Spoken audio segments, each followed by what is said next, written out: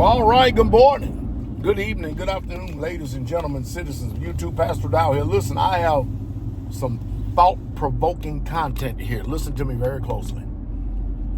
So we know that America is an alleged, at least by word of mouth only. I don't care if it's the Christian church. I don't care whoever it is. I don't care if you're in the faith, not in the faith, you're heathen, you're publican, you're sinner, you're pagan, I don't care. Monogamy is supposed to be the champion of the marriage institution. However, we do know that a lot of people are practicing serial polygamy in America, constant divorce, remarriage, divorce, remarriage, divorce, remarriage, divorce, remarriage.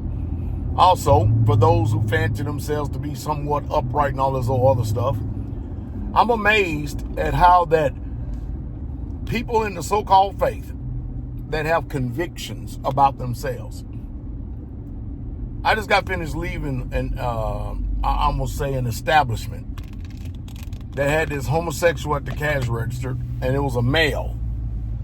Had a male voice, eyeliner, eyelashes, nails, lip gloss, red cherry red lip gloss on, and had these fluent movements that would resemble a female. And I watched the people as they go up there, and I've seen people with their little, what would Jesus do, their crosses and all this other stuff. And they just talk to this person as if there's just nothing wrong at all. You know the reason why that is, right? Because in 2015, the Supreme Court made same-sex marriage legal in this country. So that means all religious institutions lost their conviction. That means all religious institutions, now they really, truly, you're finding out slowly but surely who God is. You see, God is not the creator universe like you and I, those of us who understand, Yahweh, Almighty Yahweh, Yah in the shortened form. He's not the God of the United States of America. The God of the United States of America are laws set forth by this country. And if you notice, all these Christians have lost their convictions, and now they're hobnobbing, and it's bad when you can smile, jeer, laugh, and you can look at what the scriptures call openly sin and transgression. You know what I mean? Mankind should not lie with mankind as he does with a woman, and all they do so are an abomination. Ooh, no sodomites. It talks about that. So, as long as it's legal in America, that means the Christians and other people have no problem with same-sex marriage. So the reason why they have a problem with polygyny is because the Supreme Court has not yet deemed it legal yet. You see, you can get in trouble out here for defaming people that is of the same-sex marriage, regardless of your religious affiliation or your so-called convictions. And now they done crammed it all but down your throat and forced you to believe and receive what they want. It's amazing how that the so-called convicted people who used to be convicted of sin no longer has anything to say about sin anymore.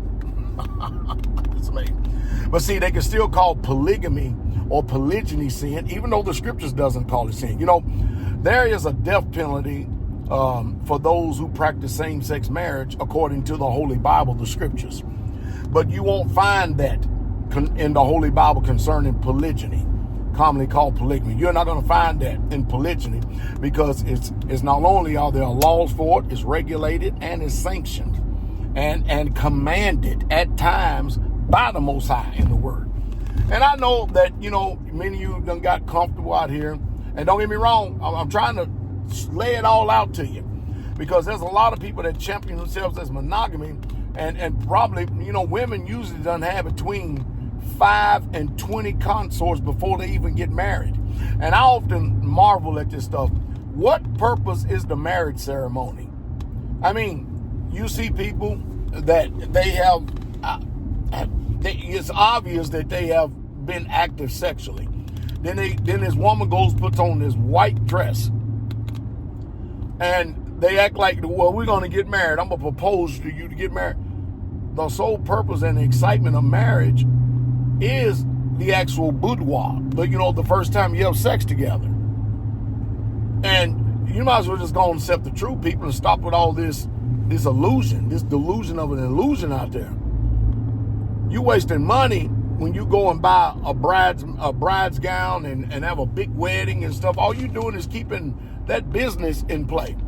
Because if you've already done had sex and some of you done had children before you so-called quote-unquote get married, let's just tell the truth. You're getting married because now you have permission from the state to be recognized by the state as a marriage. Now, I know that some of you, forked tongue and double-lipped as you are, uninformed as you are, you'll set up and say, well, it's my wife and it's my children. I beg to differ. No, it ain't, because as soon as you contract with the state, you enter into a third-party contractual agreement out of which you cannot dissolve that marriage between you and your wife or you and your spouse. You can't do it without the authority of the state because they remain the head in the relationship. You don't believe me? Go try it. Now, you can do all this as long as you function in the private. But who in the world hell wants to do that? There ain't no benefits in the privacy. That's the problem. See, as a man, you get the benefit of a wife going out having somebody else's child while married to you, and then she gets divorced and she gets half your income, and you are in an apartment or either in a doghouse sleeping with the dog. That's the benefit you get from being in monogamy, and especially with these crazy ass laws that they call lawful, legal, and right. But you got to learn how to function in the private. So, you know, myself personally, I'm about sick of these cowards out here who call themselves ministers and preachers that always want to attack the lawful biblical institution of what real marriage is all about. Let me give y'all some of the examples of people who are involved in real marriage in the Bible. And you might as well start hating on these people right now, because Christianity, a lot of people done put them in hell, even though they're already in the faith book. You ever heard of Abraham? Yeah, man, Abraham, man, not only did he have wives, but he had concubines. And the Most High said nothing about it, mute. As a matter of fact, one of them decided they was going to kick the traces on him. Hagar did. And the Most High appeared to her himself and told her to go back. Moses, the custodian of the law, man, had 3 wives. And that's something. Jacob, the progenitor of Israel, the 12 tribes of Israel. You never read about the 12 gates of Christianity or the 12 gates of Christians and their apostles that are named after them. You never hear that. You hear about the 12 tribes of Israel, names after the sons of Israel, the sons of Jacob. And you hear only about the faith of Israel, according to the scripture, and that's, of course, Israel. The Israelites are ones who are scattered throughout the diaspora, and then the Gentiles choose to come in. But if you notice, they don't talk about all this stuff that you believe. Because many of you believe fairy tales and lies. And all liars, I might add, shall have their part in the lake with burning with fire and brimstone, which is the second death. So you got Abraham, you got Jacob, you got Moses, you got David. Man, there's some icons in it. Wouldn't y'all call them icons? Men of notoriety, men who had a relationship with Yah. Man, David, that poet, wrote them Psalms, huh? Ooh-wee. Man. And almost all the kings of Israel had more than one wife, including priests. And you got issues and troubles and problems with many of you already done laid with more than one woman. I mean, after all, if you're going to humble a woman and stuff, you pretty much in a nutshell, unless you got permission from her father. And if you did you get permission from her father, she became your wife. And if you didn't, it's up to the father to determine if he's going to give her to you or not. So basically what y'all doing is making daughters out of these women in America. You're making out of these daughters in America whores. That's what you're doing. You're basically going out making whores, and the women are volunteering for whoredoms. You think about this. In today's dating game, hey, it's understood before we go on a date, we're going to go out to eat, we're going to go to a movie, we're going to go to a motel, and we're going to do the sticky. And then the date is over with. And you won't believe how many people repeat that and do that all the time. Call that dating. That's just the norm today. So, but in your world out there, in your Christian world, that will be called fornication. You know how many fornicating Christians are setting up in these institutions today? And nobody says nothing about it. Nobody says nothing about the homosexual. Nobody says nothing about the lesbian or the transgender. But man, look at the devil, and the devil is a liar. Look at them, they in polygyny.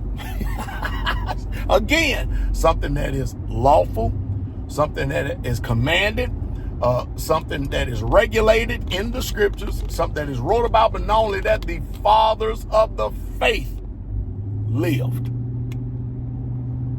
And you are against it. Let me tell you something. Who's right? You or Yah? Who's right? Your church or Yah? Who's right? Your preacher or Yah? Who's right? Your mama and daddy, your family, or Yah and his word? Which one is right? Well, I'll tell you what, it's going to be too late for some of you. You're going to find out who's right. And it's going to be entirely too late. Last one. So Christianity tells you we don't have to keep the commandments because the commandments are done away with. Okay, if that's the case, when you get to the end of the book of Revelation, why are the only ones that's going to enter into the kingdom are the ones that keep the commandments? You know, blessed are they to keep the commandments, but they have the right to the tree of life, may enter into the gate, into the city, for without a dog, sorcerer, and whoremongers, and whosoever loveth and liveth a lie. Yeah, you read about that over in Revelations. But see what I mean? Man, there's much to be desired. I'll throw you one more bonus out there real quick. Did the animals go on the ark with Noah 2x2? Did they? I don't think they did. You know why? Because I practiced some self-autonomy over 30-something years ago and read it for myself. Found out I was lied to about that too. Here's the sad part about it. We're at the end of October, and a lot of you so-called believers out there are getting ready to practice Samhain Day. You're going to go out there and worship devils and practice Halloween. You're going to have to trick-or-treating, smelling feet, and everything else, and your children. Woo, boy. I know y'all say he's going to remove all things out of his kingdom that offend.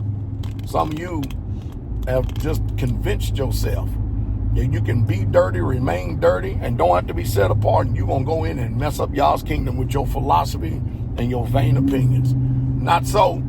See, this is the generation that holds themselves not guilty. They can break the law. They can slander, defame, falsify information, bear false witness, be presumptuous, the whole 9 yards. And you know what? They assume they're going into Yah's kingdom. Not so. I know one thing I know about Yah, he's just. And because he is just, the judge is going to rise up to the door.